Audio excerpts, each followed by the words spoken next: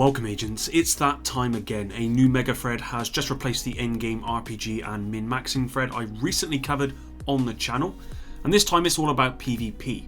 Now this is fairly close to my heart as I've always played looter shooter games for the PvP aspect, and actually Division 2 is the first game, except for maybe something like Final Fantasy VII, that I've played now purely for PvE because the PvP is hot trash. Now today there are 11 questions to go through over 3 different subheadings, conflict, PvP in general and the Dark Zone, so I'm just going to begin right away. If you enjoy this one, drop a like, subscribe for dedicated Division content, and let's get to it. How do you like conflict, and if not, what would you like to see improved? Now conflict is as bad as it gets in the Division 2, and here's why. Firstly, I've never played a game where the PvP is just so laggy. And this isn't an internet issue my end, it worked perfectly fine in the Division most of the time, but the lag in conflict is the worst I've ever experienced in a PvP game.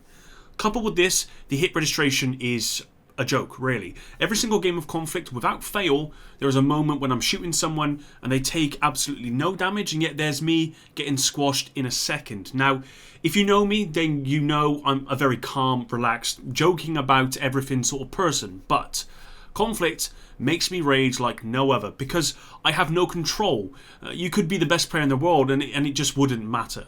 Please, before anything else, this does need to be fixed.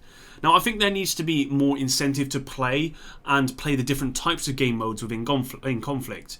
If you're playing domination, you should be guaranteed a cash every time you win, which may incentivize people to actually play the game mode or the objective rather than kind of just be selfish.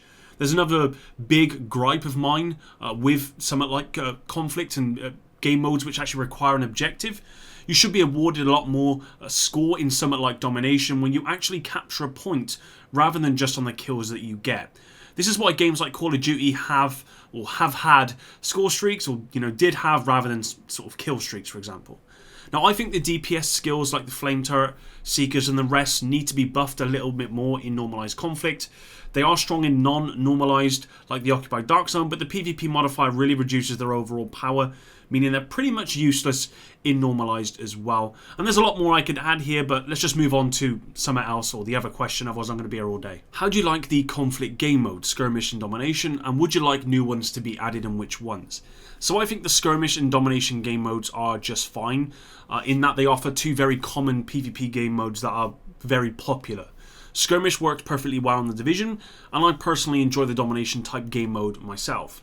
Now, it's not the mode here that's the problem, it's the things I said before. Are there any other game modes I'd like to see? Yes, and to name a few and discuss them, Hardpoint or something similar would be good, like King of the Hill. The reason I think it would work well in the Division is because there's a lot of static skills which would be useful in this mode where you have to capture or defend a point for a period of time. Hardpoint requires a lot of teamwork, and because you know what is being taken, it can actually get quite hectic, which I think is a good thing considering PvP in this game is just really boring. I think another game mode like Last Stand would be a good idea, 12 versus 12 or maybe more. At this point I take almost a carbon copy of Last Stand with all the issues fixed, because that was actually quite fun, and that's what this should all be about. Another game mode that I think everyone wants is something not normalized. As it stands, we have one mode not normalized, and that's the Occupied Dark Zone, but that's a PvEVP environment, that's not straight up PvP. I guarantee that if a unnormalized PvP mode was added, this would be popular because most don't play PvP for all of the stuff I've mentioned before, but importantly, because they don't like seeing their build be crushed under the normalization parameters. I know I would love something like this, and surely this would be pretty easy to do, even if they just had something like an unnormalized skirmish or domination mode for now. Lastly, maybe the devs could consider a competitive PvP mode as well, and I'll leave that one there. In case you're not interested in conflict, why is this the case and what would be a motivation to try it out? Okay, so as of right now, I'm not interested in conflict whatsoever. I recently uploaded a video where I went back to the Division and played some skirmish and actually quite enjoyed it. And why? Because it's fun. Yeah, sure, it's a mess, it's chaotic and not perfect by any means, but it's a good model for a better experience because it was actually really good fun. Why the developers decided to completely change the PvP experience, I'll just never know. I would happily play conflict in the Division 2 again if the devs could fix it and make it fun. It's really just as simple as that. How could the conflict game mode be expanded to make it more interesting for you or your clan? So one thing that could be considered is seasonal PvP type tournaments in-game where you are rewarded as a clan for coming out on top at the end of the season. Seasons could be split up into, say, 2 to 4 weeks. You could earn points by winning and by performance within each match. I think all points can be earned whether you play solo or as part of a clan, but more points would be earned like a 1.5 times multiplier from winning with other clan members. There needs to be something to incentivize players who are part of a clan to actually play with each other, other clan members, and this could offer that. If you have any other suggestions, leave them down below. That's pretty much me done for that question. Okay, so the next section of questions are specifically about the Dark Zone. Now, I haven't played a whole lot of the Dark Zone, to be honest. I've actually played very little, so I won't be able to answer all the questions, but I will answer the ones that I can. What is the reason you don't go into the Dark Zones, and how could that be changed? Now, this might be controversial, but I think the Dark Zone is fundamentally flawed. PvE players want to play PvE, PvP players want to play PvP.